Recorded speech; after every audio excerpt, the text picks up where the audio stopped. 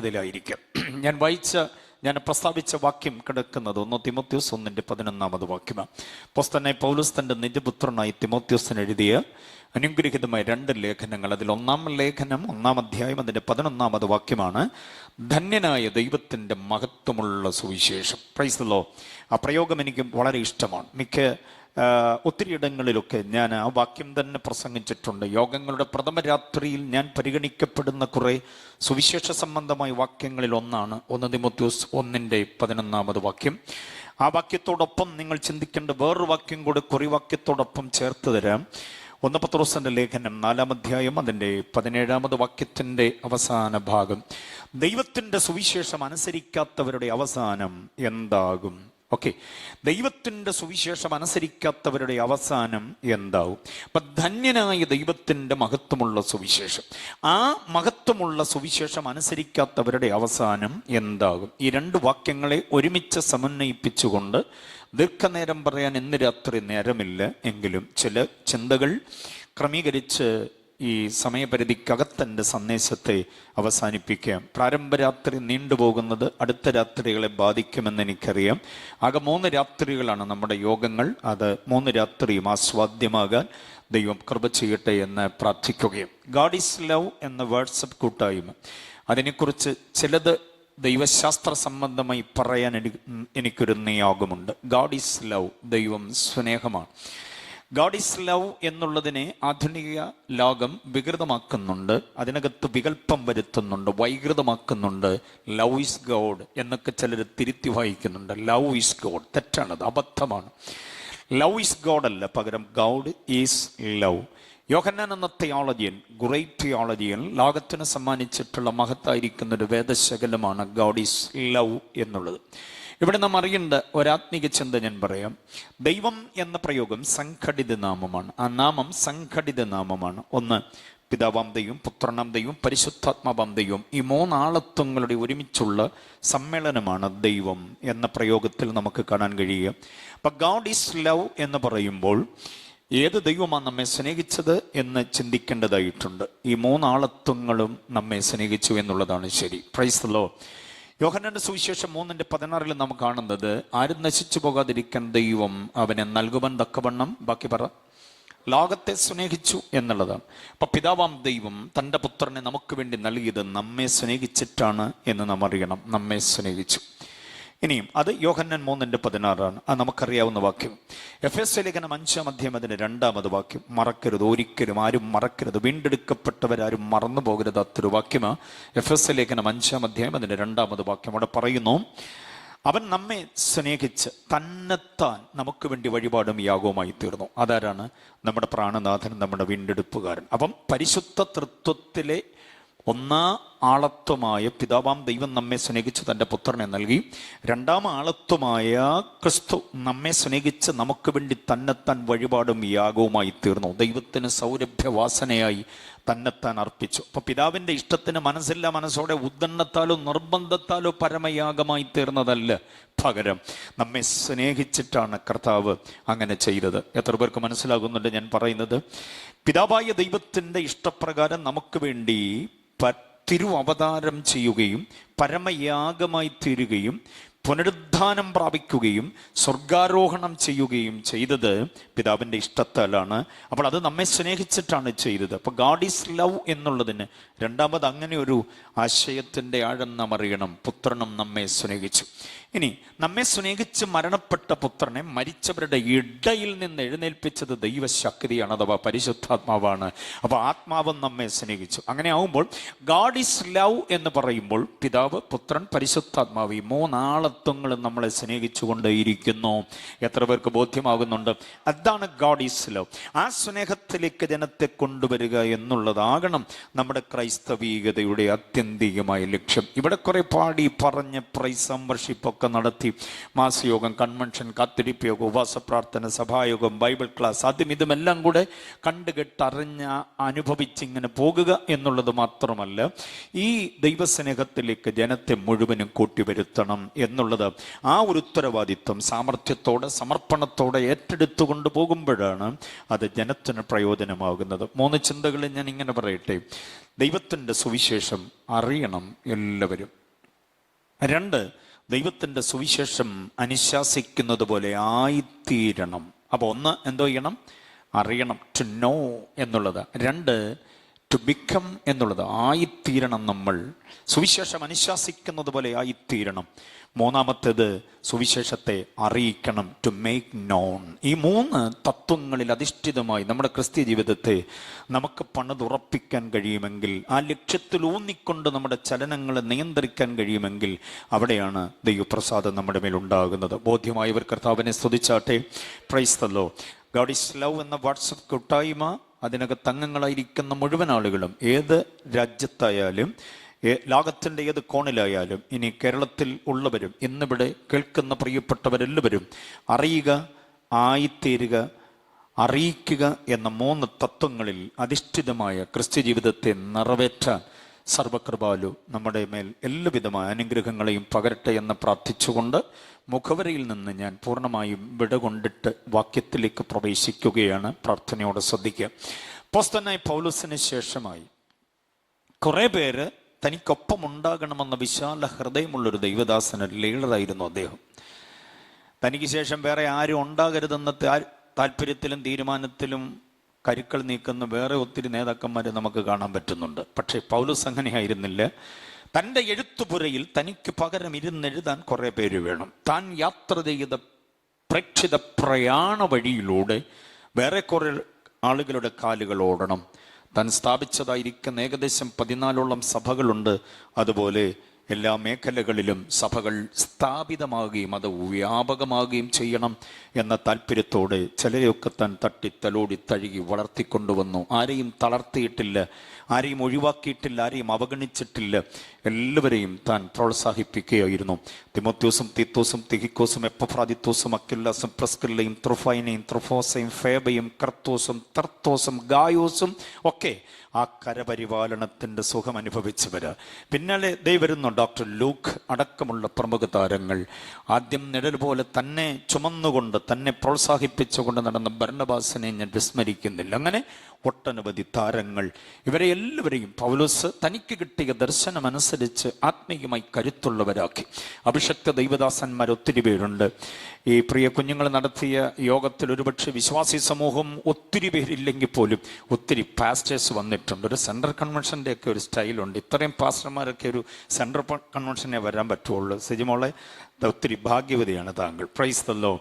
Okay, അപ്പം ഞാൻ പറഞ്ഞു വന്നത് ഇത്രയും പാസ്റ്റേഴ്സ് വേദവിദ്യാർത്ഥികളൊക്കെ ഇവിടെ ഉള്ളപ്പോൾ ഞാനൊരു കാര്യം ഓർമ്മപ്പെടുത്താൻ ആഗ്രഹിക്കുന്നത്, നമ്മളിവിടെ ജീവിച്ചിരുന്നു എന്നുള്ളതിന് അടയാളമായി 4-5 പേരെയെങ്കിലും നമുക്ക് പിന്നാലെ നിർത്താൻ പറ്റണം.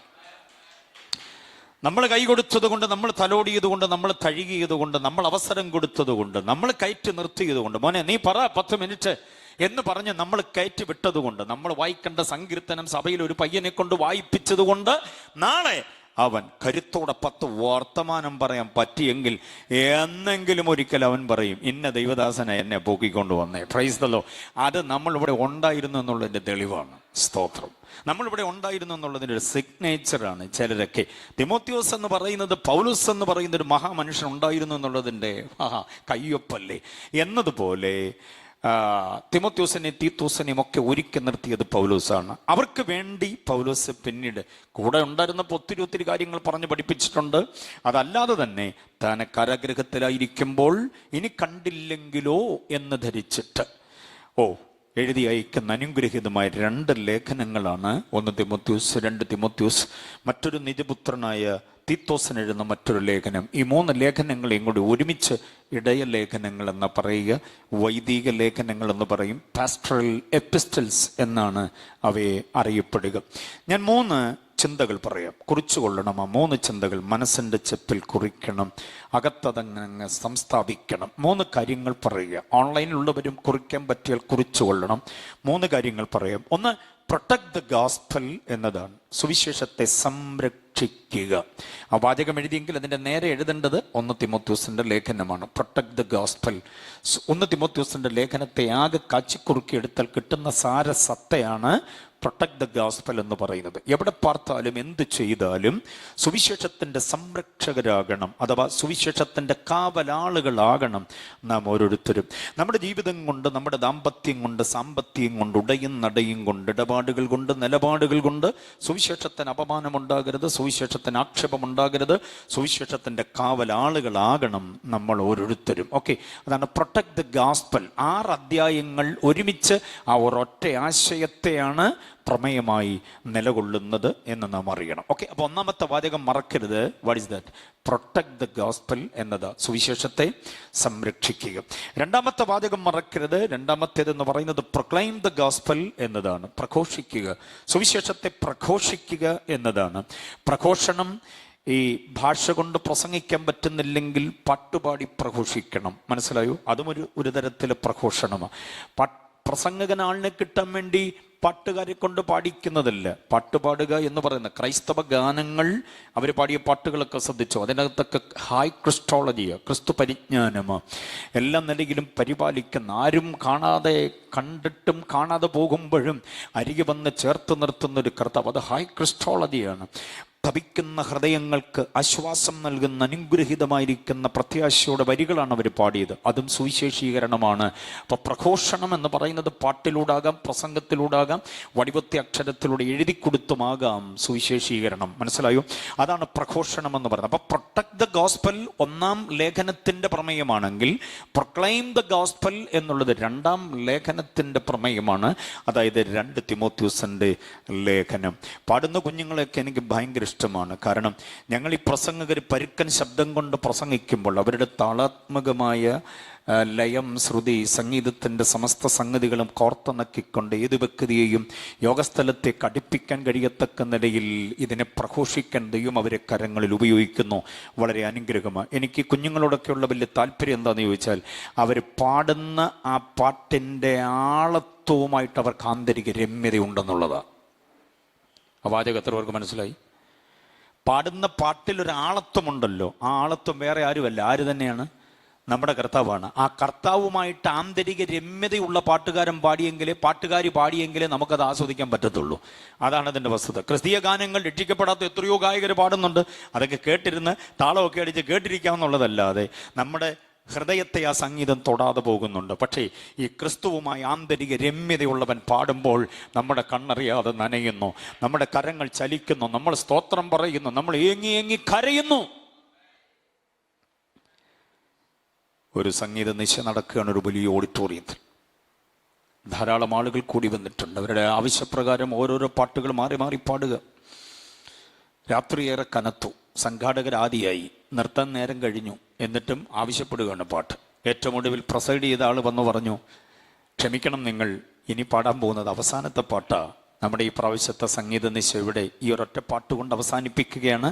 ഇനി നിങ്ങളാരും പാട്ട് ആവശ്യപ്പെടരുത്. എല്ലാവരും നിരാശയോടിരുന്നു. പക്ഷെ നിങ്ങൾക്ക് സന്തോഷം വരാൻ ഒരു കാര്യം പറയാം.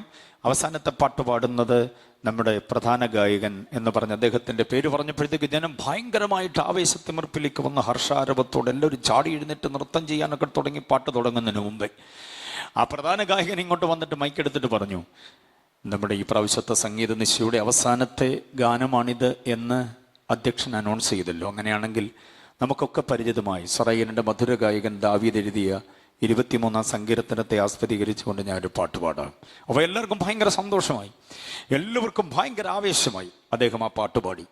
സമസ്ത സംഗീത ഉപകരണങ്ങളും തനത് നിലയിൽ മീട്ടിക്കൊണ്ട് അദ്ദേഹത്തിൻ്റെ പാട്ടും എല്ലാം കൂടി ഒരുമിച്ച് കേട്ടപ്പോൾ ജനം ഭയങ്കരമായിട്ട് സന്തോഷിച്ചു. അതുവരെ വെറുതെ കുത്തിയിരുന്നവരൊക്കെ ചാടി എഴുന്നേറ്റ് ഭയങ്കരമായ ആവേശം, ഷാളൊക്കെ ഇങ്ങനെ വീശി വീശി ആ ഗായകനെ ഭയങ്കരമായിട്ട് അവരങ്ങ് പ്രോത്സാഹിപ്പിക്കുകയാണ്. പാട്ട് തീർന്നു കഴിഞ്ഞപ്പോൾ അധ്യക്ഷൻ പറഞ്ഞു, ഏതായാലും ഇതുവരെ നമ്മൾ ക്രൈസ്തവ ഗാനങ്ങൾ കേട്ട് ഇരിക്കുകയായിരുന്നല്ലോ, നിങ്ങളെ ഒന്ന് പ്രാർത്ഥിച്ച് അനുഗ്രഹിക്കേണ്ടതിന് സീനിയർ മോസ്റ്റായ ഒരു അപ്പച്ചൻ ഇവിടെയുണ്ട്. അദ്ദേഹം മുൻപോട്ട് വരും. അദ്ദേഹം നിങ്ങൾക്ക് വേണ്ടി ഇന്ന് പ്രാർത്ഥിക്കാം. പ്രാർത്ഥന കഴിയാതെ ആരും ഓഡിറ്റോറിയം വിടരുത്. അവർ പറഞ്ഞു, ഇല്ല, പ്രാർത്ഥിക്കാനും കൂടെ ഞങ്ങൾ ഇവിടെ നിൽക്കുകയാണ്. ഒരു പിതാവ്, വന്യവയോധികനായ ഒരു മനുഷ്യൻ മുൻപോട്ട് വന്നിട്ട് മൈക്കെടുത്തിട്ട് പറഞ്ഞു, നമ്മൾ അവസാനം കേട്ട ആ പാട്ട് 23-ാം സങ്കീർത്തനമാണല്ലോ. അദ്ദേഹം അത് പാടി. ഞാൻ ആ സങ്കീർത്തനം ഒന്ന് പറഞ്ഞിട്ട് പ്രാർത്ഥിക്കാം. നിങ്ങൾ കണ്ണുകൾ അടച്ചുള്ളൂ, ഞാൻ ശാന്തമായിട്ട് ആ സങ്കീർത്തനം ഒന്ന് പറയാം. എന്നിട്ട് പ്രാർത്ഥിക്കാം.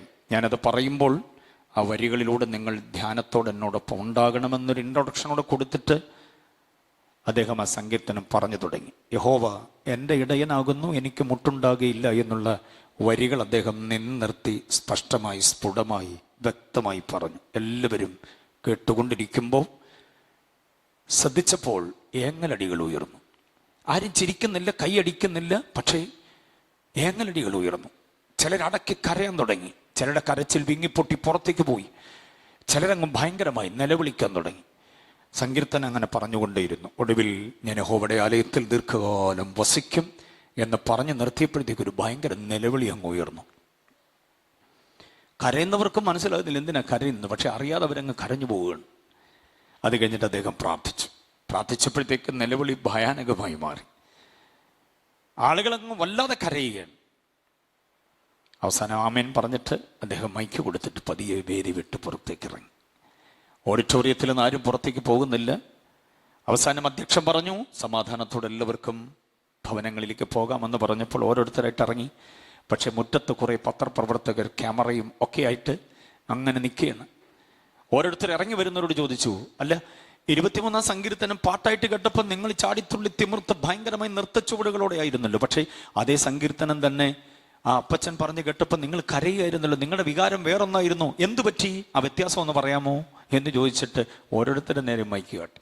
അവർ അറിയില്ല, നിങ്ങൾ പറഞ്ഞു ശരിയാ, പാട്ട് കേട്ടപ്പോൾ ഞങ്ങളുടെ വികാരം മറ്റൊന്നായിരുന്നു, പക്ഷേ അപ്പച്ചൻ സങ്കീർത്തനം വായിച്ചപ്പം ഞങ്ങളുടെ ഹൃദയത്തിൻ്റെ ചിന്ത വേറൊന്നായിരുന്നു, അതെന്താന്ന് പറയാൻ പറ്റുന്നില്ല. അപ്പോഴും ആളുകൾ കരഞ്ഞുകൊണ്ടാണ് ഇറങ്ങി വരുന്നത്, കണ്ണു തുടച്ച ഇറങ്ങി വരിക. ഓക്കെ, അവസാനം അവരെല്ലാവരും കൂടെ മറ്റേ ഗായകനെ തപ്പി അദ്ദേഹം ഇറങ്ങി വരികയായിരുന്നു. 23-ാം സങ്കീർത്തനം പാട്ടായി പാടിയ ഗായകനെ തപ്പി അവർ നിൽക്കുമ്പോൾ അദ്ദേഹം ടവൽ കൊണ്ട് കണ്ണൊക്കെ തുടച്ച് ഇറങ്ങി വരികയാണ്. അപ്പൊ അദ്ദേഹത്തിന്റെ വട്ടം വളഞ്ഞു എന്നിട്ട് ചോദിച്ചു, സർ പറയൂ പ്ലീസ്, നിങ്ങൾ പാടിയ പാട്ട് കേട്ട് ഞങ്ങളടക്കം ഇവിടെ തുള്ളിച്ചാടുകയായിരുന്നു, അതുപോലെ ആലാപന സൗന്ദര്യമായിരുന്നു, പക്ഷേ നിങ്ങൾ പാടിയ അതേ സങ്കീർത്തനം വ്യക്തമായി പറഞ്ഞു കേൾപ്പിച്ചപ്പോൾ ഞങ്ങൾക്കും കൂടെ കരച്ചിലടക്കം പറ്റിയില്ല. ദേ ഈ വരുന്ന ജനം മുഴുവനും കരഞ്ഞുകൊണ്ടാ ഇറങ്ങി വരുന്നേ, എന്താ കാര്യം, നിങ്ങൾക്ക് അതിനെക്കുറിച്ച് വല്ലതും അറിയാമോ എന്ന് ചോദിച്ചപ്പോൾ അദ്ദേഹം പറഞ്ഞു, 23-ാം സങ്കീർത്തനത്തിൻ്റെ പാട്ടെനിക്കറിയാം, അതെഴുതിയ ദാവീദിനെ കുറിച്ചൊക്കെ ഞാൻ കേട്ടിട്ടുണ്ട്, പക്ഷേ ആ അപ്പച്ചന് സങ്കീർത്തനവും ദാവീദിനെ മാത്രമല്ല അറിയാവുന്നേ, അതിൻ്റെ ഇടയനെ അനുഭവിക്കുന്ന ആളാണ് അദ്ദേഹം.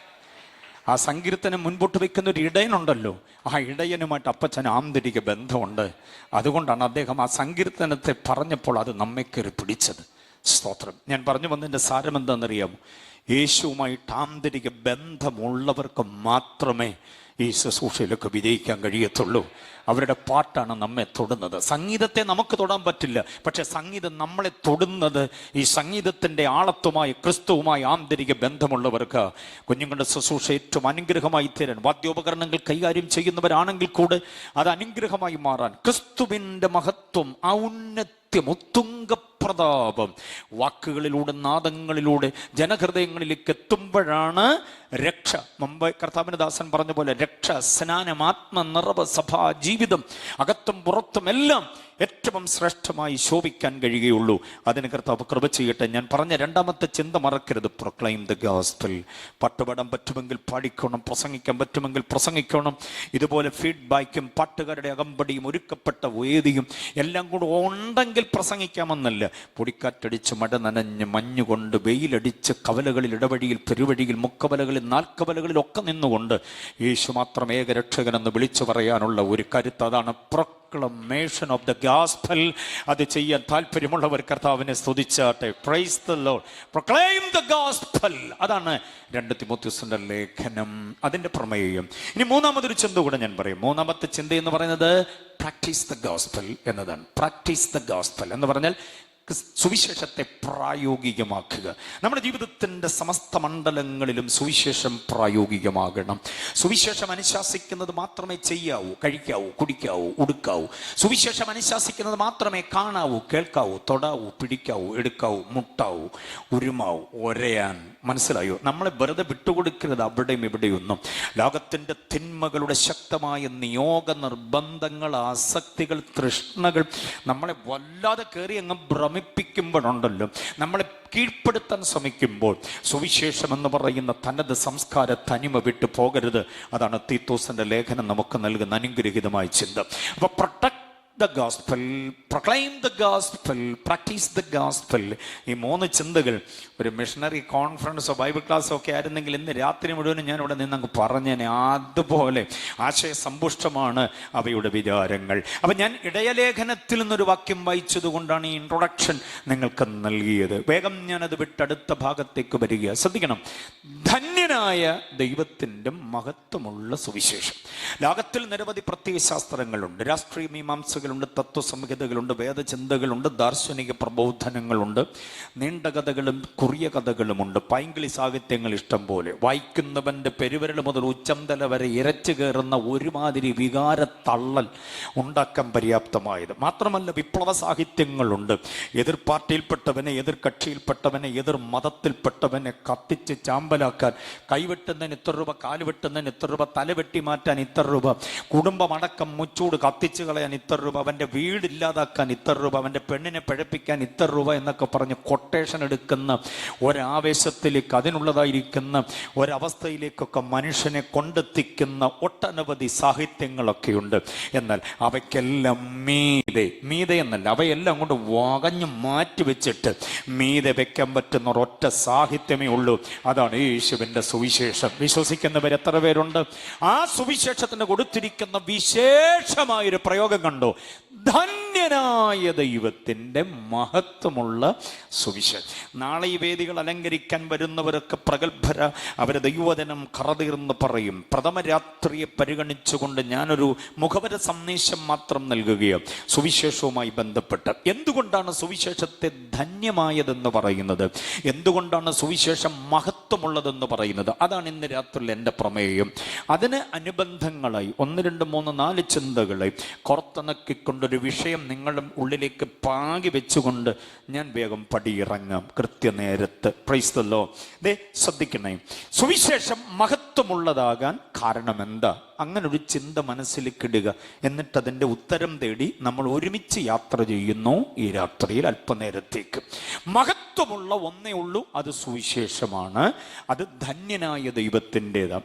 എന്താണ് സുവിശേഷം മഹത്വമുള്ളതാകാൻ കാരണം? ഒന്ന്, അതിൻ്റെ ഉടമസ്ഥാവകാശം ദൈവത്തിനാണ്.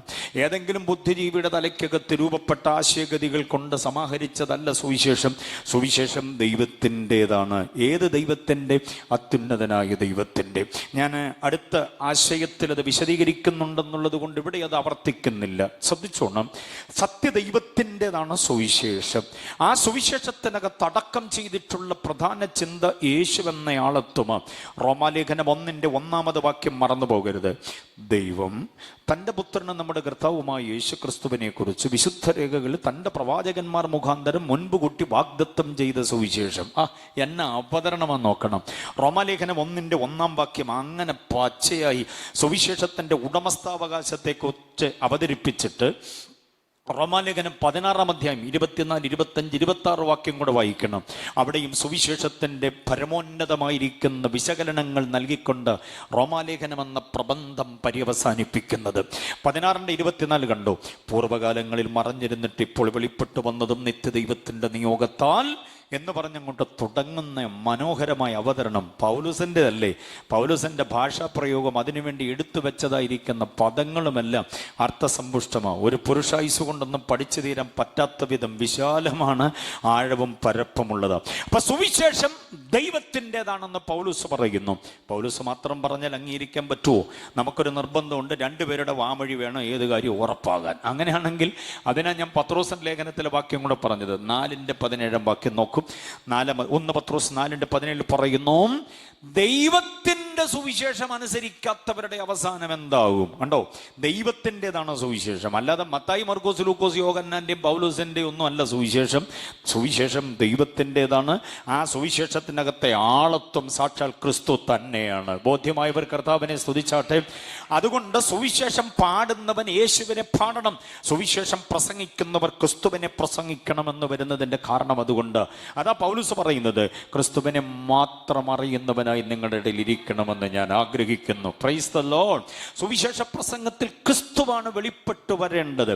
പഴയ നിയമത്തിലെ സംഭവങ്ങളോ പഴയ നിയമത്തിലെ ഇടപാടുകളോ താരങ്ങളോ പിതാമഹന്മാരോ പ്രവാചക വരേണ്യന്മാരോ രാജപ്രമുഖന്മാരോ ന്യായാധിപ ശ്രേഷ്ഠന്മാരോ പ്രസംഗത്തിൽ വന്നോട്ടെ, കുഴപ്പമില്ല. അവരെയൊക്കെ നമ്മൾ അവതരിപ്പിക്കുന്നത് ക്രിസ്തുവിന്റെ മഹത്വം വെളിപ്പെടുത്താനായിരിക്കണം. അവർക്കൊക്കെ മീതെയുള്ള ആളത്വ മഹിമയെ വ്യക്തമാക്കാനാകണം. അത് നാം മറന്നു പോകരുത്. അപ്പം സുവിശേഷം ദൈവത്തിൻ്റെതാണ്. ദൈവത്തിൻ്റെ സുവിശേഷത്തിൻ്റെ കാതല്, കാമ്പ്, കഴമ്പ്, ഉൾക്കാമ്പെന്ന് പറയുന്നത് ക്രിസ്തു തന്നെയാണ്. ഇനി വേഗം ഞാൻ മുൻപോട്ട് പോകാം. അല്പം വേഗത്തിൽ ഞാൻ പോയാൽ നിങ്ങൾ എന്നോടൊപ്പം ഉണ്ടാകണം. സുവിശേഷം മഹത്വമുള്ളതാകാനുള്ള ഒന്നാമത്തെ ന്യായം പൊതുജനങ്ങൾ കേൾക്കണം. എത്ര പേര് വെളിയിൽ കേൾക്കുന്നുണ്ടെന്ന് എനിക്കറിയില്ല. സുവിശേഷ പ്രസംഗമായതുകൊണ്ട് പന്തക്കോസുകാരുടെ മാത്രം ഇടപാട്, ക്രിസ്ത്യാനികളുടെ മാത്രമാണെന്നൊക്കെ ധരിച്ച ആളുകൾ കാലിന്ന് വലിച്ചു വെച്ച് നടന്നു പോകാൻ സാധ്യതയുണ്ട്. രാഷ്ട്രീയ പാർട്ടികളുടെ പ്രസംഗം വല്ലതും ആയിരുന്നെങ്കിൽ ഏതൊരു പാർട്ടിയുടേതാണെങ്കിലും കേൾക്കാമെന്നും പറഞ്ഞ് നിൽക്കാൻ ആളുകൾക്ക് മനസ്സാണ്. പക്ഷേ സുവിശേഷ പ്രസംഗത്തോട് അത്ര വലിയ താല്പര്യമില്ല. പക്ഷേ ഒരു കാര്യം നാടിനോട് ഞങ്ങൾ ഉറക്കെ വിളിച്ചു പറയാൻ ആഗ്രഹിക്കുന്നു. അകത്ത് വെച്ച് നടത്തിയ ഈ പാട്ടും പ്രാർത്ഥനയും സുവിശേഷ യോഗത്തിൻ്റെയും വിളവെടുപ്പ് ഞങ്ങൾ പുറത്ത് നടത്തും. എത്ര പേർക്ക് മനസ്സിലായി ഞാൻ പറഞ്ഞ കാര്യം? അകത്ത് വെച്ച് നടത്തിയ ഈ പ്രോഗ്രാമിന്റെ വിളവെടുപ്പ് പുറത്ത് നടക്കും. കാരണം എന്താണെന്നറിയാമോ? ഒത്തിരി പ്രാർത്ഥിച്ച് കണ്ണുനീരും വിയർപ്പും ഇതിൻ്റെ പിന്നിൽ ഒത്തിരി ഒഴുക്കിയിട്ടുണ്ട്. അതിനൊരു വിളവെടുപ്പുണ്ട്. ആധിപത്യ വ്യവസ്ഥിതികളോട് പോരാടി നിന്നുകൊണ്ട് പ്രാർത്ഥിച്ച പ്രാർത്ഥന ഫലവത്തായി മാറും. ഈ മണ്ണ് എൻ്റേതാ, ഇവിടുത്തെ കുടുംബങ്ങൾ എൻ്റേതാ, ഈ നാട് എൻ്റേതാ എന്നൊക്കെ അവകാശം പറയുന്ന ദുഷ്ടശത്രുവിനെ, ശക്തിയെ വെറുതെ പറഞ്ഞയച്ചിട്ട് കുറെ കുടുംബങ്ങളെ കർത്താവ് തിരഞ്ഞെടുത്ത് പിടിക്കാൻ ഇടയാകും. അത് ഞാൻ പറയുമ്പോൾ ഏറ്റെടുത്ത് ദൈവത്തെ സ്തുതിക്കാൻ എത്ര പേർക്ക് കഴിയും? മതത്തിന്റെ വേലിക്കെട്ടിനകത്ത് ശ്വാസം മുട്ടിപ്പോകുന്ന ചില വ്യക്തികളെ, ഇനി ജീവിക്കണമെന്ന് പോലും താല്പര്യമില്ലാതെ വല്ലാതെ ആശങ്കയിലായ വ്യക്തികളെ, വീട്ടാനാവാത്ത കടഭാരങ്ങളും പൊറുക്കാത്ത വ്രണങ്ങളും തീരാത്ത ശാപദോഷങ്ങളും ഒരിക്കലും പരിഹരിക്കാനാവാത്ത കുടുംബ ബന്ധങ്ങളിലെ ശൈഥല്യങ്ങളും ഇനി കുടുംബ കോടതിയിലെ തിണ്ണയിലെ തൂണിഞ്ചാരി നിൽക്കേണ്ട ഗതികളുണ്ടാകുമെന്ന് ആശങ്കപ്പെടുന്ന ചില വ്യക്തികളെയൊക്കെ എൻ്റെ കർത്താവ് സന്ദർശിക്കാൻ പോവുക. അതിന് പര്യാപ്തമായ നിലയിൽ പ്രാർത്ഥന ഇവിടെ ഉയർന്നിട്ടുണ്ട് ഈ ദിവസങ്ങളിൽ. ഹല്ലേലൂയ. വിശ്വസിക്കുന്നവർ കർത്താവിനെ സ്തുതിച്ചാട്ടെ. എത്രയോ യോഗങ്ങൾ, എത്രയോ ഭവന സന്ദർശനങ്ങൾ, എത്രയോ പരസ്യയോഗങ്ങൾ, എത്രയോ ട്രാക്ട് വിതരണങ്ങൾ ഒക്കെ നടത്തിയിട്ട് ഒരു ഫലവുമില്ലാത്ത ഊഷരഭൂമി, വരണ്ട പ്രദേശം എന്നൊക്കെ വിധി എഴുതി ചിലർ പിൻവാങ്ങിയിട്ടുണ്ട്. എന്നാൽ കരുത്തോടെ മുൻപോട്ട് ചിലർ ചുവട് വയ്ക്കുകയാണ്. ആ ചുവട് വെപ്പിൽ ഒരു വലിയ വിളവെടുപ്പ് തന്നെ ഉണ്ടാകും. വിശ്വസിക്കുന്നവരെ കരമടിച്ച് കർത്താവിനെ ഒന്ന് മഹത്വപ്പെടുത്തിക്കാട്ടെ. ദുഷ്ടശത്രുവിന്റെ സകലവിധമായ സന്നാഹങ്ങളും ഉടഞ്ഞു മറിഞ്ഞിട്ട് ഒരു വലിയ ദൈവപ്രവൃത്തി വെളിപ്പെടാനിടയാകട്ടെ. ഹല്ലേലൂയ. എന്താ സുവിശേഷം മഹത്വമുള്ളതാകാൻ കാരണം? 1, 2, 3 ചിന്തകൾ വേഗം ഞാൻ പറയാം. ഒന്നാമത്തേത്, സുവിശേഷം മഹത്വമുള്ളതാകാനുള്ള കാരണം അതിനകത്തൊരു ഏകീകൃത ദൈവശാസ്ത്രമുണ്ട്. ഏകീകൃത ദൈവശാസ്ത്രം എന്ന് പറഞ്ഞാൽ, ലളിതമായി പറഞ്ഞാൽ, സത്യദൈവത്തെക്കുറിച്ചുള്ള പരിജ്ഞാനം സുവിശേഷത്തിലേ ഉള്ളൂ. സ്തോത്രം. മനസ്സിലായോ? സത്യദൈവത്തെക്കുറിച്ചുള്ള പരിജ്ഞാനം സുവിശേഷത്തിൽ മാത്രമേ ഉള്ളൂ. അതുകൊണ്ടാണ് ഇത് മഹത്വമുള്ളതായി മാറുന്നത്. ദൈവങ്ങളെക്കുറിച്ച് ഒത്തിരി അറിവുകൾ ചിലരും നമുക്ക് തരുന്നുണ്ട്. ചിലതിൽ നിന്നും നമുക്ക് പഠിക്കാൻ കഴിയുന്നുണ്ട്. പക്ഷെ സുവിശേഷം മുൻപോട്ട് വയ്ക്കുന്ന ദൈവബോധം വെറും ദൈവത്തെക്കുറിച്ചല്ല, ഏകസത്യ ദൈവത്തെക്കുറിച്ചാണ്. Praise the lord. ഒത്തിരി ദൈവങ്ങളെ നമ്മുടെ മുമ്പിലേക്ക് വാരിയിട്ട് തന്നിട്ട് ഇഷ്ടമുള്ളതുമായി കൂട്ടുകൂടിക്കോ, ഇഷ്ടമുള്ളതിനെ പ്രണമിച്ചോ, ഇഷ്ടമുള്ളതിനെ യാഗയോഗ കർമ്മകാണ്ഡങ്ങൾ ചെയ്ത് കൂടെ കൂടിക്കോ എന്ന് പറയുന്നൊരു നയമല്ല സുവിശേഷം സ്വീകരിക്കുന്നത്. സുവിശേഷം നമ്മെ ഒത്തിരി ദൈവങ്ങളുടെ മുമ്പിലേക്ക് കൊണ്ടുപോകുന്നില്ല. ഒരൊറ്റ ദൈവം. ആ ദൈവത്തിന്റെ പേര് ഏകസത്യ ദൈവമെന്നാണ്. ആ ദൈവമാണ് ആകാശം അതിലുള്ളതെല്ലാം, ഭൂമി അതിലുള്ളതെല്ലാം, സമുദ്രം അതിലുള്ളതെല്ലാം ഉണ്ടാക്കിയ ദൈവം. തച്ചിന് കുത്തിയിരുന്ന് ഇടിച്ചു പൊടിച്ച് കുഴച്ച് പരുവമാക്കി ഉണ്ടാക്കിയതല്ല, പരമാധികാരത്തിന്റെ വാക്കുകൊണ്ട് ഉണ്ടാക്കിയത്. ഉണ്ടാകട്ടെ, ഉണ്ടാകട്ടെ, ഉണ്ടാകട്ടെ എന്ന് പറഞ്ഞ മാത്രയിൽ ഉണ്ടായത്. വേർപിരിയട്ടെ, കൂടട്ടെ, ജനിക്കട്ടെ, പറക്കട്ടെ, വാഴട്ടെ എന്നൊക്കെ പറഞ്ഞ മാത്രയിൽ സംഭവ്യമായതാണ് ഈ പ്രപഞ്ചം മുഴുവനും. അങ്ങനൊരു ദൈവത്തിന്റെ പേരാ സുവിശേഷം വെളിപ്പെടുത്തുന്ന ഏകസത്യ ദൈവം. എത്ര പേർക്ക് ബോധ്യമാകുന്നുണ്ട് ഞാൻ പറയുന്നത്? ഹല്ലേലൂയ. അല്ല, ഈ പറഞ്ഞതിന് വാക്യമുണ്ടോ ഉപദേശി? എന്ന് ചിലർ എന്നോട് ചോദിക്കുന്ന പോലെ ആ മുഖഭാവം കണ്ടാലറിയാം ഇതിങ്ങനെ വെറുതെ വാചകം പറഞ്ഞു പോകുന്നതാണോ അതോ ഇത് വല്ല വാക്യമുള്ള ഇടപാടാണോ? പിന്നെ വാക്യമില്ലാത്തൊന്നും ഞങ്ങൾ പാടുന്നില്ല, പ്രസംഗിക്കുന്നില്ല, വാക്യമുള്ളതേ പറയുള്ളൂ. അപ്പോസ്തലപ്രവൃത്തി 14:15 വാക്യം നോക്കിക്കേ. അപ്പോസ്തലപ്രവൃത്തി 14:15 ലുക്കവോന്യ പട്ടണങ്ങളിൽ ഒന്നിൽ നിന്നുകൊണ്ട് ഏറ്റവും അനുഗ്രഹീത സുവിശേഷ പ്രഭാഷകൻ, സുവിശേഷത്തിന് വേണ്ടി സുഖഭോഗമാനാഭിമാനാദികളെല്ലാം വെടിഞ്ഞ ത്യാഗീവര്യൻ കർമ്മധീരനായ മനുഷ്യൻ നിന്ന് പ്രസംഗിക്കുമ്പോൾ അദ്ദേഹം ദൈവത്തെ വെളിപ്പെടുത്തിക്കൊണ്ട് പറയുന്നൊരു പ്രയോഗമാ, ഒരു വാക്യാംശമാണ് 14:15. എന്താ അവിടെ പറഞ്ഞിരിക്കുന്നത് നോക്കിക്കും. നിങ്ങൾ ഈ വ്യർത്ഥ കാര്യങ്ങളെ വിട്ടിട്ട് ആകാശവും ഭൂമിയും സമുദ്രവും അവയിലുള്ള സകലതും ഉണ്ടാക്കിയ ജീവനായ ദൈവത്തിങ്കിലേക്ക് തിരിഞ്ഞുകൊള്ളണമേ എന്നുള്ള സുവിശേഷം ഞങ്ങൾ നിങ്ങളോട് അറിയിക്കുന്നു. മംഗലത്തിലും അത് തന്നെയാണ് ഞങ്ങൾ ചെയ്യുന്നത്. Price the Lord. ഒരു ദൈവമുണ്ട്, ആ ദൈവത്തിങ്കിലേക്ക് താങ്കൾ തിരിഞ്ഞേ പറ്റൂ. ആ ദൈവത്തിന്റെ പ്രത്യേകത എന്താ? ജീവനായ ദൈവമാണ്. ജീവൻ ഉള്ള ദൈവം എന്ന മലയാള വിവർത്തനം തെറ്റാണ്. ജീവൻ ഉള്ള ദൈവമല്ല, ജീവനായ ദൈവമാണ്. ജീവൻ ഉള്ളെന്ന് പറഞ്ഞാൽ എവിടുന്നും ആ ജീവൻ കിട്ടിയതാ, കുറെ കഴിയുമ്പോൾ ആ ജീവൻ പോകാൻ സാധ്യതയാണ്. പക്ഷെ ജീവനായ ദൈവം എന്ന് പറഞ്ഞാൽ ജീവന്റെ ഉറവയാ ദൈവമാണ്. Price the Lord, hallelujah. നമ്മൾ ഉറവയെ തേടാറുണ്ടല്ലേ? ഉറവയെ തേടാറുണ്ട്. ഒരു നന്മയുടെ ഉറവ കിട്ടിയിരുന്നെങ്കിലെന്നും പറഞ്ഞാൽ നമ്മൾ ഈ അന്വേഷിച്ച് നടക്കുക. ഇന്ന് രാത്രി അതിനൊരു മാറ്റം വരുത്താൻ ഞാൻ പറയാം. ഉറവയെ തേടിയിട്ട് കാര്യമില്ല, ഉറവിടത്തെ തേടിക്കോണം. ആ ഉറവിടം കർത്താവാണ്. എത്ര പേർക്ക് ബോധ്യമാകുന്നുണ്ട്? 87 സങ്കീർത്തനം 7 വാക്യം പറയുന്നത് എൻ്റെ ഉറവുകൾ ഒക്കെയും നിന്നിലാകുന്നു എന്ന് പറഞ്ഞാൽ അതിനകത്തെ അർത്ഥം എന്താണെന്നറിയാമോ? എൻ്റെ ഉറവയും എൻ്റെ ഉറവിടവും നീയാണെന്ന് അതിൻ്റെ അർത്ഥം. Price the Lord. അപ്പൊ സകലത്തെയും നിയന്ത്രിക്കുന്ന, നിയോഗിക്കുന്ന, പരിപാലിക്കുന്ന, പരിചരിക്കുന്ന, പരിരക്ഷിക്കുന്ന സമസ്ത സംഗതികളുടെയും ആധാരമായ ഒരു ദൈവം, അതാണ് ഏകസത്യദൈവം. ശ്രദ്ധിച്ചു കേട്ടോണം മംഗലം. ആ ഏകസത്യദൈവം എന്ന് പറഞ്ഞാൽ ഏതോ യുടെ ശില്പചാതുര്യതയ്ക്കകത്ത് വിരിഞ്ഞു വന്ന രൂപമോ ഭാവമോ അല്ല. ഇവിടുത്തെ ഏതെങ്കിലും അസംസ്കൃത പദാർത്ഥം കൊണ്ട് രൂപപ്പെടുത്തിയെടുത്ത ഒരു സങ്കല്പമല്ല. കണ്ടോ? ആവാഹനം നടത്തി അങ്ങോട്ട് രൂപീകരിച്ചതല്ല. പിന്നെ ഏതെങ്കിലുമൊക്കെ രൂപങ്ങളിൽ അങ്ങനെ അങ്ങോട്ട് കണ്ടുകൊണ്ട് ആരാധിക്കുന്നതുമല്ല. കാട്ടുമൃഗങ്ങളും നാട്ടുമൃഗങ്ങളും പറവകളും പ്രാണികളും ഇഴജന്തുക്കളടക്കം സകലതും ദൈവമെന്ന കൺസെപ്റ്റിലേക്ക് വരും. സുവിശേഷം മാത്രം മനുഷ്യന്റെ നെഞ്ചകത്തെ നോക്കി വിളിച്ചു പറയുന്നൊരു കാര്യം, അവന്റെ കർണപുടത്തിലേക്ക് ആഴ്ത്തിക്കൊടുക്കുന്നൊരു സന്ദേശം. ഈ ആകാശം അതിലുള്ളതല്ല. ആകാശത്തിൽ എന്താ ഉള്ളത്? കോടാനുകോടി ഗ്രഹങ്ങളുണ്ട്, ഉപഗ്രഹങ്ങളുണ്ട്, നക്ഷത്രജാലങ്ങളുണ്ട്, സൂര്യചന്ദ്രന്മാരുണ്ട്. ഇവയെല്ലാം നിർമ്മിച്ചിട്ട് നമ്മുടെ തലയ്ക്കുമീതെ, നമ്മുടെ ഉച്ചിയിലോട്ട് വീഴാതെ അവയെ അതതിൻ്റെ ഭ്രമണപഥത്തിൽ കൃത്യാനുപാതത്തോടെ കറങ്ങാൻ അനുവദിക്കുന്ന ഒരു ശക്തിയുടെ സവിശേഷത. ഈ പ്രപഞ്ചത്തിലേക്ക്, ഈ ഭൂമിയിലേക്ക് നോക്ക്. ആ സകല ജീവജാലങ്ങൾക്കും അതതിൻ്റെ ആഹാരം കൃത്യമായി വിളമ്പിക്കൊടുക്കുന്ന ഒരു പരാശക്തി. അവയുടെ ആവാസ വ്യവസ്ഥിതിക്ക് അനുകൂലമായതെല്ലാം ക്രമീകരിച്ച്. ഇനി സമുദ്രത്തിലേക്ക് നോക്കിക്കേ. കോടാനുകോടി ജലജന്തുക്കളുണ്ട്. അവയ്ക്കെല്ലാം വേണ്ടുന്ന ആഹാരം കൊടുത്ത് അവയെ നിയന്ത്രിക്കുന്നതിൻ്റെ ആയുസ്, അതിൻ്റെ ജീവിതത്തിൻ്റെ ക്രമം, അതിൻ്റെ പ്രജനന ശേഷി, പ്രത്യുൽപാദന വ്യവസ്ഥിതി, ഇതെല്ലാം നിയന്ത്രിക്കുന്നൊരു ശക്തി. അതാണ് പൗലോസ് പറയുന്നത്. ദ ഗ്രേറ്റ് തിയോളജിയൻ പൗലോസ്. പൗലോസ് പറയുകയാണ്, ആകാശം, ഭൂമി, സമുദ്രം ഇവയിലുള്ള സകലതും ഉണ്ടാക്കിയ ജീവനായ ദൈവം, ആ ദൈവത്തെങ്കിലേക്ക് തിരിയണം എന്നതാണ് സുവിശേഷത്തിന്റെ സന്ദേശം. ഹല്ലേലൂയ. അപ്പൊ സുവിശേഷം മഹത്വമുള്ളതാകാൻ കാരണം ഉദ്ദിഷ്ട കാര്യങ്ങളുടെ നിർവഹണത്തിന് വേണ്ടി ഏതെങ്കിലും ഒരു ശക്തിയെ, ഏതെങ്കിലും ഒരു മൂർത്തിയെ, ഏതെങ്കിലും ഒരു വ്യക്തിയെ അനുസരിക്കുക, അംഗീകരിക്കുക, ചേരുക എന്നുള്ളതല്ല. സുവിശേഷത്തിനൊരു കൃത്യതയുണ്ട്.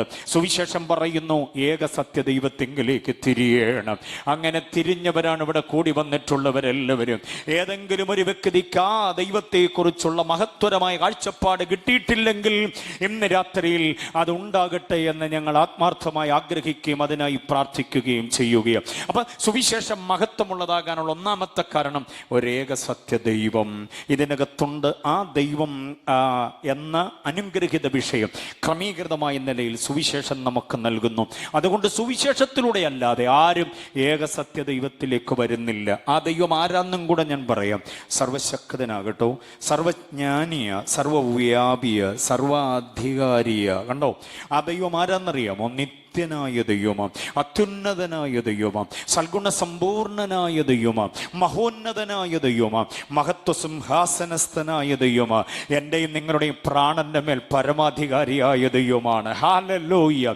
ഞാനീ പറഞ്ഞതൊക്കെ ദൈവശാസ്ത്രത്തിലെ ഉജ്ജ്വല ചിന്തകളാണ്. പക്ഷേ നമ്മുടെ ജീവിത ഗന്ധിയായ ചില കാര്യങ്ങൾ പറയാം. ഈ സർവശക്തൻ, സർവജ്ഞാനി, സർവവ്യാപി എന്നൊക്കെ പറഞ്ഞാൽ ഞങ്ങൾക്ക് മനസ്സിലാകുന്നല്ലോ ഉപദേശി, ഞങ്ങൾക്ക് മനസ്സിലാകുന്ന വല്ല സംഭവം ഉണ്ടോ അത് എങ്കിത്താ എന്ന് പറയുന്ന ചിലരുണ്ട്.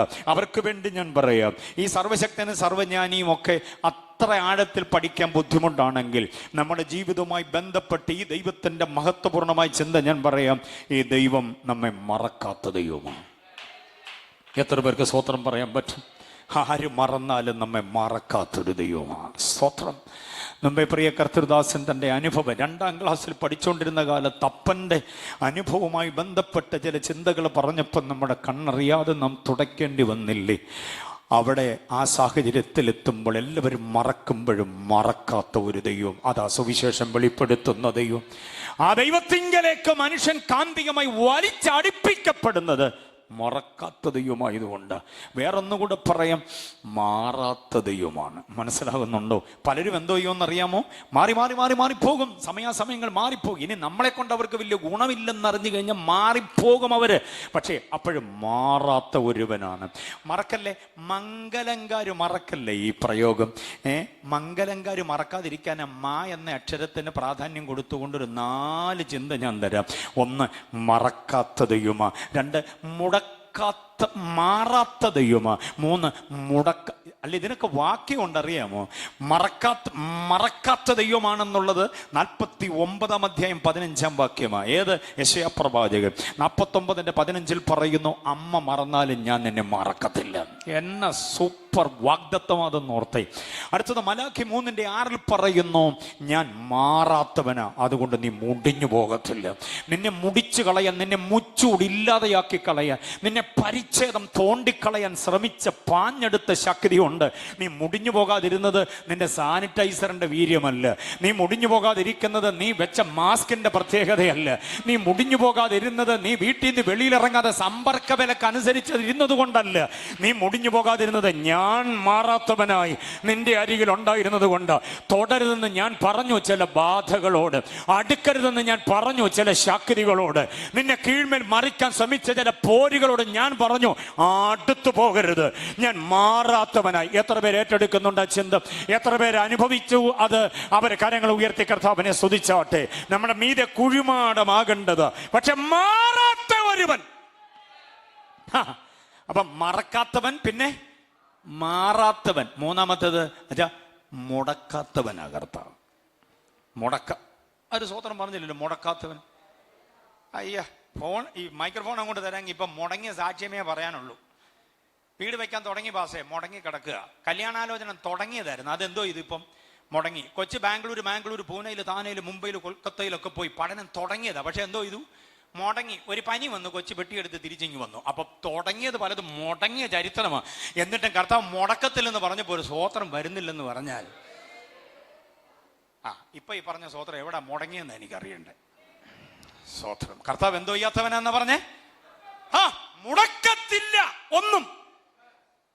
അല്പകാലത്തേക്ക് മുടങ്ങിപ്പോയി എന്ന് പറഞ്ഞാൽ അതിനെ ഓർത്ത് വിഷമിക്കണ്ട.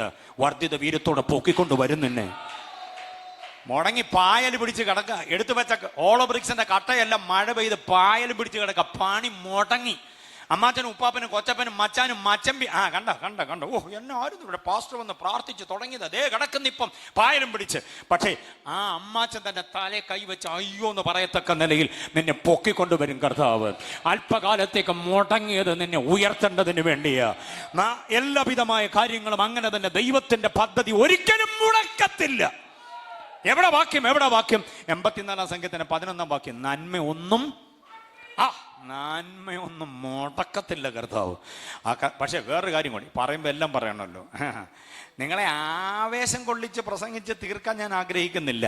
നന്മയൊന്നും മുടക്കുകയില്ലെന്ന് പറഞ്ഞാൽ നേരോടെ നടന്നോണം. നേരുകേട് കാണിച്ചിട്ട് പാസ്റ്ററെ മുടങ്ങിപ്പോയി എന്നും പറഞ്ഞ് കരഞ്ഞോണ്ട് നടക്കരുത്. നേരോടെ ജീവിച്ചോണം. നേരുള്ളവന്റെ തലമുറ അനുഗ്രഹിക്കപ്പെടും. നേരുള്ളവർക്ക് ഇരുട്ടിൽ വെളിച്ചമുദിക്കും. നേര് കേട്ടവൻ വായി പൊത്തും. വായിച്ചുണ്ടോ വാക്യങ്ങൾ? എന്നാ ഇതിങ്ങനെ കിടക്കുന്നത്? ഒന്നും പറയാനില്ല, വായും പൊത്തി നിൽക്കുക, മറുപടി ഒന്നും പറയാനില്ല. അല്ല, ലോൺ കിട്ടിയായിരുന്നു പിന്നെ എന്നാ പറ്റിയത് ഇങ്ങനെ മുടങ്ങി? അതെന്താന്ന് ചോദിച്ചാൽ ഈ ജീവിതത്തിലൂടെ നേരുകേടായി മാറി, അതുകൊണ്ടാണ് മുടങ്ങിപ്പോയത്. മനസ്സിലായില്ലേ? നേരുള്ളവർക്കൊരു നന്മയും അപ്പൊ മുടക്കാത്തവനാ കർത്താവ്. അപ്പൊ മനസ്സിലായോ? മറക്കാത്തവന, മാറാത്തവന, മുടക്കാത്തവന. അടുത്ത വേറൊന്നുകൂടെ പറയാം, മറയ്ക്കുന്നവനാ കർത്താവ്. തൻ്റെ തൂവലുകൾ കൊണ്ട് അവൻ നിന്നെ എന്തോ ചെയ്യും? മറയ്ക്കും. സ്വതന്ത്രം പറഞ്ഞു, തൻ്റെ തൂവലുകൾ കൊണ്ട് അവൻ നിന്നെ മറയ്ക്കും. ഒരനർത്ഥവും ദോഷമായി വരാതെ, ഒരു ബാധയും നിന്റെ കൂടാരത്തിനടുക്കാതെ നിന്നെ മറയ്ക്കാൻ കഴിയുന്നൊരു കർത്താവ്. വിശ്വസിക്കുന്നവർ കർത്താവിനെ സ്തുതിച്ചാട്ടെ. അപ്പൊ ഞാൻ പറഞ്ഞു വന്നത്, ദൈവശാസ്ത്രത്തിന്റെ വിചിന്തനങ്ങളെ അങ്ങനെ അങ്ങോട്ട് ഉൾക്കൊള്ളാൻ പറ്റുന്നില്ലെങ്കിൽ ഈ ജീവിത ഗന്ധിയായ ആശയങ്ങൾ ഉൾക്കൊണ്ടോണം. ഇങ്ങനൊരു ദൈവത്തെ പരിചയപ്പെടുത്തുകയാണ് സത്യസുവിശേഷം. അപ്പൊ സുവിശേഷം മഹത്വരമാകാൻ കാരണം ഇങ്ങനൊരു ദൈവശാസ്ത്രം ഇതിനകത്തുണ്ട്. അത് ബോധ്യമായവർ കർത്താവിനെ സ്തുതിച്ചാട്ടെ. ഈ ദൈവത്തെ മറന്നു പോകരുത്, ഈ ദൈവത്തെ വിട്ടു പോകരുത്, ഈ ദൈവത്തെ മാത്രം. അതാണ് ഇതിന്റെ സംഗതി. അതും കൂടെ ഉപദേശപരമായി അറിയേണ്ട കാര്യമാണ്. ഒട്ടനവധി ദൈവങ്ങളുണ്ട്. ആ കൂട്ടത്തിൽ ഏകസത്യ ദൈവത്തെ മറഞ്ഞു. എന്നാൽ പിന്നെ ഈ ദൈവത്തെ ആശ്രയിക്കുന്ന കൂട്ടത്തിൽ മറ്റേ ദൈവത്തെയും കൂടെ ആകാം എന്ന് ചിന്തിക്കരുത്. നിന്റെ ദൈവമായ കർത്താവിനെ മാത്രം. നിന്റെ ദൈവമായ കർത്താവിനെ. 16 സങ്കീർത്തനം 2-ാം വാക്യം പറയുന്നു, നീ ഒഴികെ എനിക്കൊരു നന്മയും ഇല്ല എന്ന മലയാള ബൈബിളിൽ. സത്യത്തിൽ ആ പ്രയോഗത്തെക്കുറിച്ചൊരു ഭാഷ്യം ഞാൻ കഴിഞ്ഞ ദിവസം വായിച്ചപ്പോൾ എൻ്റെ വായനയിൽ കിട്ടിയത്, നീ ഒഴികെ എനിക്കൊരു നന്മയും വേണ്ട. വേറെ ആരുണ്ടെങ്കിൽ എനിക്ക് നന്മ തരാന്നൊക്കെ പറഞ്ഞിട്ടുണ്ട്. പക്ഷെ കർത്താവ്, നീ തരുന്നെങ്കിൽ മതി, നീ തന്നില്ല എനിക്ക് വേണ്ട. സ്തോത്രം, പ്രൈസ് ദി ലോർഡ്. നീ ഒഴി എനിക്കൊരു നന്മയും വേണ്ട എന്ന് തന്നെയാണ് അതിൻ്റെ പ്രയോഗമെന്നാണ് വ്യാഖ്യാതാവ് കൊടുത്തിട്ടുള്ളത്. അങ്ങനെയാണെങ്കിൽ നമ്മുടെ കർത്താവിനെ മാത്രം. അപ്പം അങ്ങനെ ഒരു സത്യദൈവത്തെക്കുറിച്ചുള്ള വിശേഷ വിചാരങ്ങൾ ഉള്ളതാണ് സുവിശേഷം. അതുകൊണ്ടാണ് സുവിശേഷം മഹത്വമുള്ളതാകുന്നത്. രണ്ടാമത്തെ ചിന്തയിലേക്ക് വരാം. എന്തുകൊണ്ടാണ് സുവിശേഷം മഹത്വമുള്ളതാകുന്നത്? സുവിശേഷത്തിൽ ഒരു രക്ഷാപരിജ്ഞാനമുണ്ട്. രക്ഷാപരിജ്ഞാനം. ഇത്ര മഹത്വരമായ രക്ഷാപരിജ്ഞാനം മാനവകുലത്തിന് നൽകുന്ന ഒറ്റ സന്ദേശമേ ഉള്ളൂ. അതാണ് സുവിശേഷം. Price the Lord. ഇത് വൈകാരിക വിദ്വേഷം ഉണർത്താൻ പറയുന്നതല്ല, മതവികാരം ഉണർത്താൻ പറയുന്നതല്ല, ക്രിസ്ത്യാനിത്വത്തിന്റെ വക്താവായി നിന്നുകൊണ്ട് അതിനെ പുകഴ്ത്തുകയല്ല, അനുഭവത്തിന്റെ തലത്തിൽ വിളിച്ചു പറയുകയാണ്. വളരെ ആഴത്തിൽ പഠിക്കുമ്പോൾ രക്ഷാപരിജ്ഞാനം ഇത്ര ശ്രേഷ്ഠമായൊരു സന്ദേശം വേറെ ഇല്ലെന്ന് പഠിക്കണം. എന്താ രക്ഷാപരിജ്ഞാനം എന്ന് പറഞ്ഞാൽ? രക്ഷിക്കപ്പെടണം. രക്ഷ, മോക്ഷം, മുക്തി, സായുജ്യം, ശാന്തി, സമാധാനം, വിടുതൽ, വീണ്ടെടുപ്പ്. ഇതിനുവേണ്ടി മനുഷ്യൻ നെട്ടോട്ടം ഓടുക. രക്ഷപ്പെടാൻ എന്താ മാർഗം? മുക്തി പ്രാപിക്കാൻ എന്താ മാർഗം? സായുജ്യം, ശാന്തി, സമാധാനത്തിന് എന്താ വഴി? ചിലർ പറയുന്നു വടക്കോട്ട് പോ, ചിലർ പറയുന്നു തെക്കോട്ട് പോ, ചിലർ പറയുന്നു കിഴക്കോട്ട് പോ, പടിഞ്ഞാറോട്ട് പോ. ഇങ്ങനെ അങ്ങും ഇങ്ങും ദിക്കും പക്കും ഓടിക്കുകയാണ്. ചിലർ പറയുന്നു കുന്ന് കയറ്, ചിലർ പറയുന്നു ഇറങ്ങ താഴോട്ട്, കടൽ നീന്തണം, പുഴ താണ്ടണം. കണ്ടോ, ദേഹം മുറിച്ച് രക്താർപ്പണങ്ങൾ, പോക്കറ്റിൽ നിന്ന് ധനാർപ്പണങ്ങൾ, വായിൽ നിന്ന് സഹസ്ര കോടി സ്തോത്രാർപ്പണങ്ങൾ. എന്തിന്? മോക്ഷം പ്രാപിക്കാൻ. എന്തിന്? പരമ്പരാഗതമായ പാപത്തിന് പരിഹാരമുണ്ടാകാൻ. ഈ പറയപ്പെട്ട കർമ്മ പരിപാടികളെ, യാഗയോഗ കർമ്മങ്ങളെ, ചെരുപ്പിട്ടോ ചെരുപ്പിടാതെയോ നടത്തുന്ന പദയാത്രകളെ, തീർത്ഥയാത്രകളെ, സകലവിധമായ പുണ്യപ്രവർത്തികളെ, ക്ഷേത്ര പുണ്യസ്ഥല സന്ദർശനങ്ങളെ ഒക്കെ മാറ്റിവെച്ചുകൊണ്ട്, അവധിക്ക് വെച്ചുകൊണ്ട്, വകഞ്ഞങ്ങോട്ട് മാറ്റിയിട്ട് സുവിശേഷം പറയുന്ന ഒരു കാര്യം, അവനിൽ വിശ്വസിക്കുന്നവന് പാപമോചനമുണ്ട്. അവനിൽ വിശ്വസിക്കുന്നവന്, ആരിൽ വിശ്വസിക്കുന്നവന്? എൻ്റെ യേശുവിൽ വിശ്വസിക്കുന്നവന് പാപമോചനമുണ്ട്. അതാണ് സുവിശേഷത്തിന്റെ പച്ചയായ വെളിപ്പെടുത്തൽ. ഇത് പറയുകയാണ് സുവിശേഷ പ്രസംഗത്തിന്റെ കാതലായ സന്ദേശം. ഇതാ ഞങ്ങളുടെ കുഞ്ഞുങ്ങൾ ഇതുവരെ പാടിയത്. ഇനി പാടുന്നതും ഇതൊക്കെ തന്നെയാണ്. രക്ഷയുടെ പരിജ്ഞാനം തരുന്ന ഒന്നാണ് സുവിശേഷം. മനസ്സിലാകുന്നുണ്ടോ? അതാണ് ഇതിൻ്റെ മഹത്വം. ഈ പത്രോസ് എന്ന് പറയുന്നത് വലിയ തിയോളജിയൊന്നുമായിരുന്നില്ല. ദൈവം കരങ്ങളിൽ ഉപയോഗിച്ച അതിശക്തമായൊരു താരമാണ് ഇപ്പോൾ പത്രോസ്. പൗലോസ് തിയോളജിയനായിരുന്നു. യോഹന്നാന് കുറേ കൂടെയൊക്കെ അറിവുണ്ടായിരുന്നു. പക്ഷേ ആത്മജ്ഞാനം അകത്ത് കയറിയപ്പോൾ പത്രോസ് പത്രോസ് മുഖം നോക്കാതെ യഹൂദ യവനായ സങ്കര സംസ്കൃതി ഇതൊന്നും ശ്രദ്ധിക്കാതെ, അന്ന് 3 സംസ്കാരങ്ങളാണ് ഉള്ളത്. 1 യഹൂദ സംസ്കാരം, 2 യവനായ സംസ്കാരം, 3 യഹൂദ യവനായ സങ്കര സംസ്കാരം.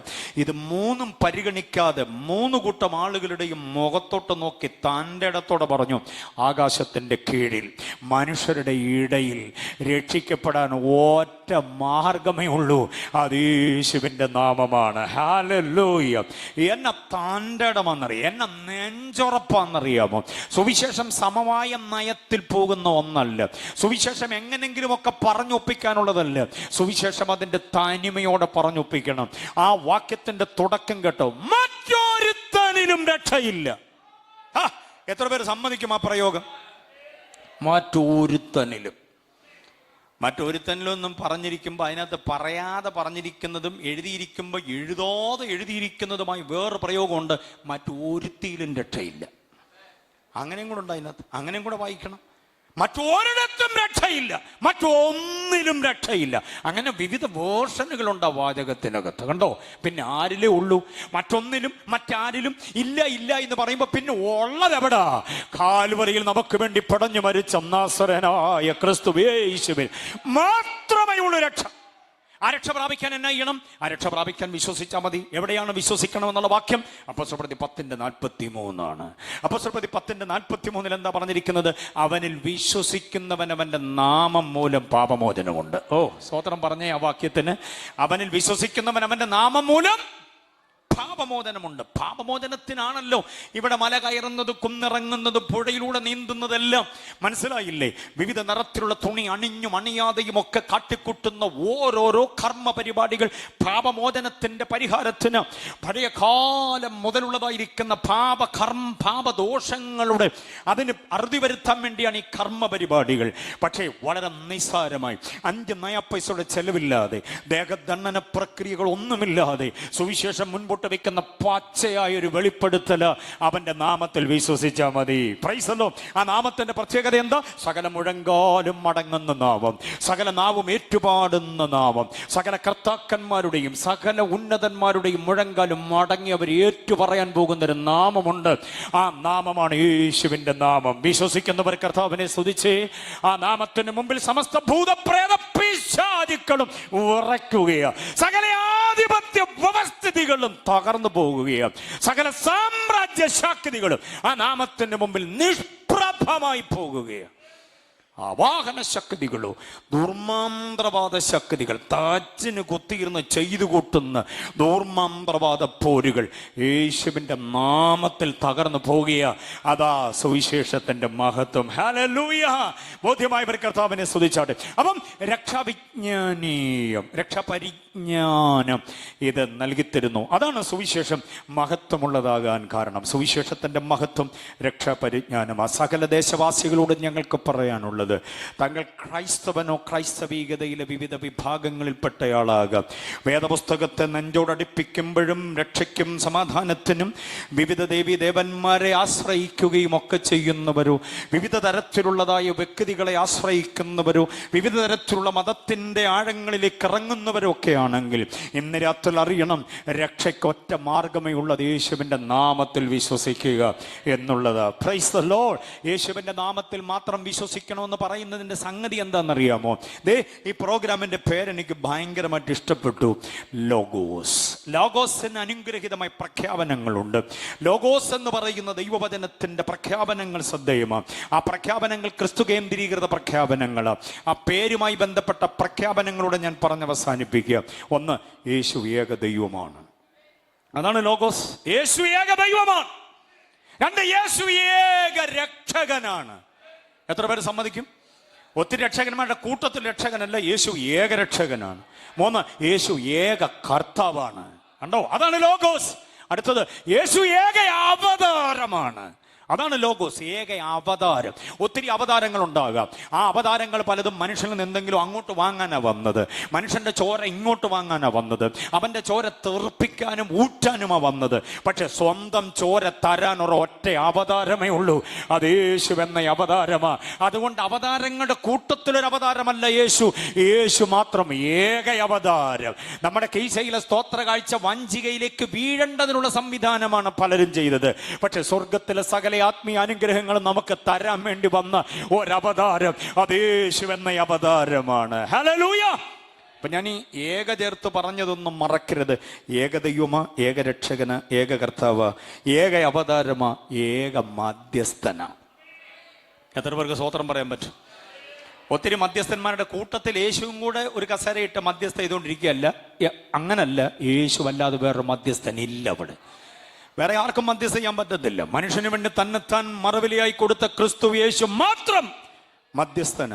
ദൈവത്തോട് മധ്യസ്ഥ ചെയ്യുവാൻ കഴിയണമെങ്കിൽ മനുഷ്യന് വേണ്ടി ദൈവത്തോട്, മനുഷ്യന് വേണ്ടി ദൈവത്തോട്, പ്രയോഗം മറക്കരുത്.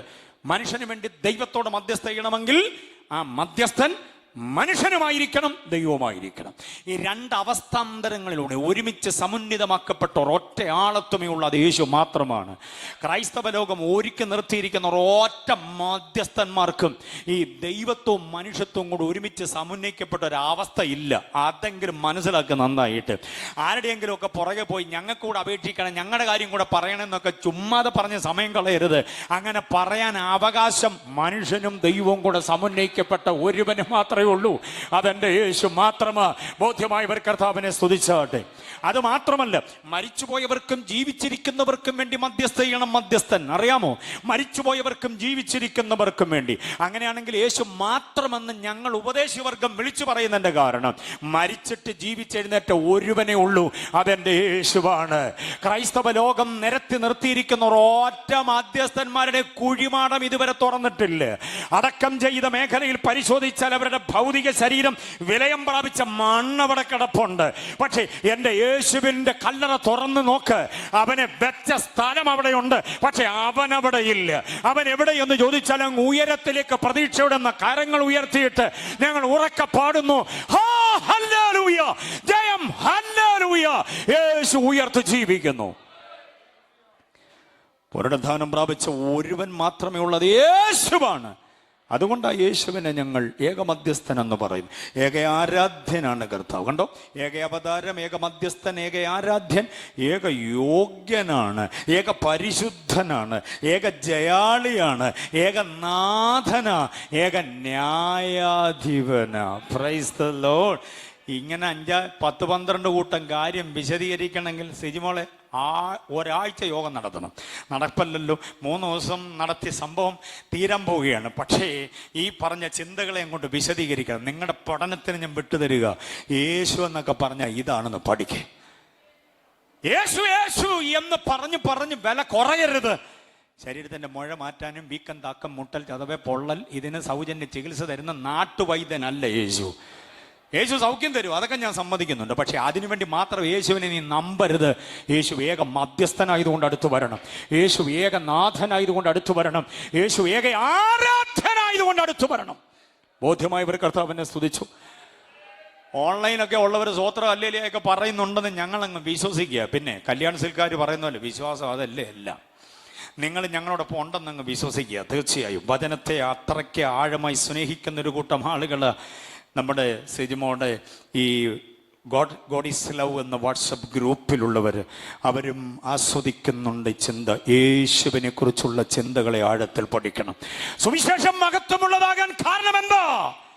ഏകരക്ഷാമാർഗം സുവിശേഷമാണ് നൽകുന്നത്. ബോധ്യമായവർ കർത്താവിനെ സ്തുതിച്ച്.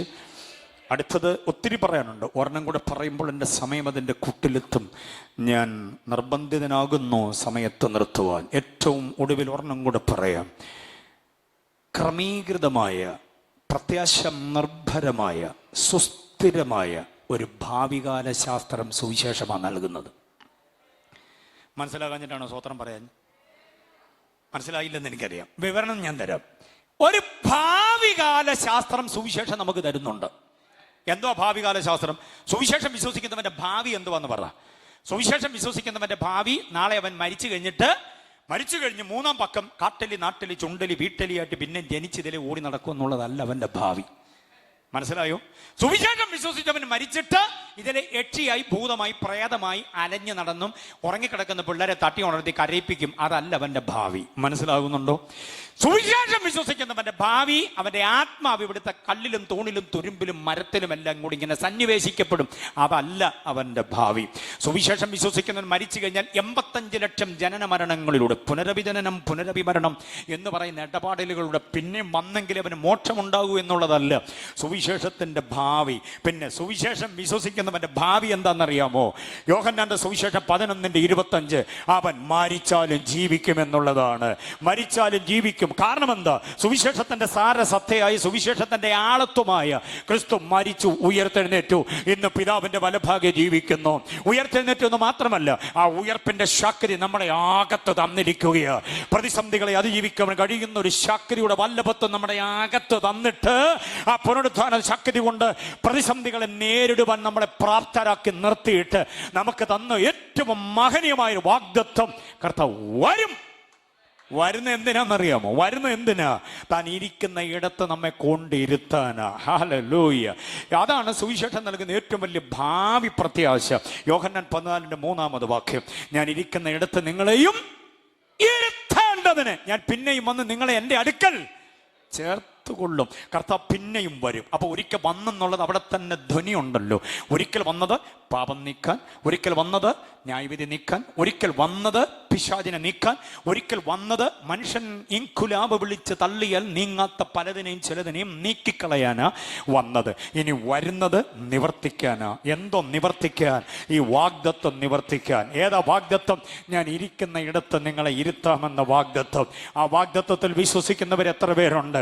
ചത്തുകെട്ട് മണ്ണിൽ വിലയം പ്രാപിച്ച് ഇവിടുത്തെ വാഴയ്ക്കും തെങ്ങിനും അടയ്ക്കാമരത്തിനും വളമായി മാറാനല്ല, സുവിശേഷത്തിൽ വിശ്വസിച്ച് ത്യാഗോജ്വലമായ സഹനം, ത്യാഗം, വിശുദ്ധി, വിശ്വസ്തത, വിനയം, എളിമ, താഴ്മ, സൗമ്യതയോടുകൂടെ ജീവിക്കുന്നത് അങ്ങനെ വെറുതെ ചാത്തുകെട്ട് പോകാനല്ല, വീണ്ടും ജീവിക്കേണ്ടതിന് വേണ്ടിയാണ്. ഈ താഴ്ചയുള്ള ശരീരത്തെ കർത്താവ് തന്റെ മഹത്വമുള്ള ശരീരത്തോട് അനുരൂപമായി രൂപാന്തരപ്പെടുത്തും. ആ പ്രത്യാശയുള്ളവർ എത്ര പേരുണ്ട് ഇന്ന് രാത്രി? എന്തെല്ലാം ഗുളിക കഴിച്ചിട്ടാണ് ഇങ്ങോട്ട് വന്ന്. ഇനി ചെന്ന ഉടനെ കഴിക്കണം. ഗുളിക കഴിക്കുന്ന കാര്യം എന്നെ ഓർപ്പിച്ചേക്കണേന്നും പറഞ്ഞ് അഡ്വാൻസ് പറഞ്ഞിട്ടാണ് ഇങ്ങോട്ട് പോകുന്നേ അല്ലേ? ഇതെല്ലാം കഴിച്ചെങ്കിലേ നമുക്കവിടെ ജീവിക്കാൻ പറ്റത്തുള്ളൂ. കഴിക്കാൻ കുറേ, ഇത് പെരട്ടാൻ കുറേ ഉണ്ടത്, പിന്നെ മൂക്കിനകത്ത് വലിക്കാൻ വേറെ കുറേ, ഇങ്ങനെ ആകെപ്പാടെ മൊത്തത്തിൽ നമ്മുടെ ശരീരം ബലക്ഷയമാണ്. പക്ഷേ ഈ ബലഹീനമായ താഴ്ചയുള്ള ഈ നശിച്ചു പോകുന്ന ഈ മർത്യമായതിനെ, ഈ ദ്രവത്വമായതിനെ കർത്താവ് മാറ്റി തൻ്റെ രൂപത്തോട് അനുരൂപമാക്കും. അതാണ് സുവിശേഷം വിശ്വസിക്കുന്നവന്റെ ഭാവി. ആ ഭാവിയിലേക്ക് ആ മംഗലത്തെ ഞങ്ങൾ ആഹ്വാനം ചെയ്യുന്നത്. ചത്ത ശേഷം പിന്നാരണ്ട് പുണ്യം ചെയ്ത് താങ്കളെ അങ്ങ് ഉയരത്തിലേക്ക് കൊണ്ടുപോകാന്നൊക്കെയുള്ള വേറും കിനാവ് കാണരുത്. ഈ പാർത്തലത്തിൽ ജീവിച്ചിരിക്കുന്ന കാലത്ത് ഈ പറയപ്പെട്ട സത്യദൈവത്തെ, ക്രിസ്തുവെന്ന രക്ഷാ പരിജ്ഞാനത്തെ ഏറ്റെടുത്തുകൊണ്ട് ഭാവിയിലേക്ക് ജീവിക്കുന്നവർക്ക് മാത്രമുള്ള സുവർണ വാഗ്ദത്തമാ മരിച്ചാലും ജീവിക്കുമെന്നുള്ളത്. ഹല്ലേലൂയ. ഒറ്റ ചിന്ത ഉപദേശപരമായി പറഞ്ഞു നിർത്തുകയാണ്. കർത്താവ് നമ്മുടെ താഴ്ചയുള്ള ശരീരത്തെ തൻ്റെ മഹത്വമുള്ള ശരീരത്തോട് അനുരൂപമായി രൂപാന്തരപ്പെടുത്തും. കൂടി വന്നിട്ടുള്ള രക്ഷാനിർണയം പ്രാപിച്ച ദൈവമക്കൾ മുഴുവനും ശ്രദ്ധിക്കണം, ഓൺലൈനുള്ളവരും ശ്രദ്ധിക്കണം. പ്രിയരെ, നമ്മുടെ താഴ്ചയുള്ള ശരീരത്തെ കർത്താവ് തൻ്റെ മഹത്വമുള്ള ശരീരത്തോട് അനുരൂപമാക്കി. അനുരൂപം എന്ന പദം, ആ അനുരൂപം എന്ന പദം വേറൊരു വാക്യത്തിലും കൂടി എടുത്തു വെച്ചിട്ടുണ്ട്. അതെവിടെന്നറിയാമോ? റോമാലേഖനം 12:2 റോമർ 12:2.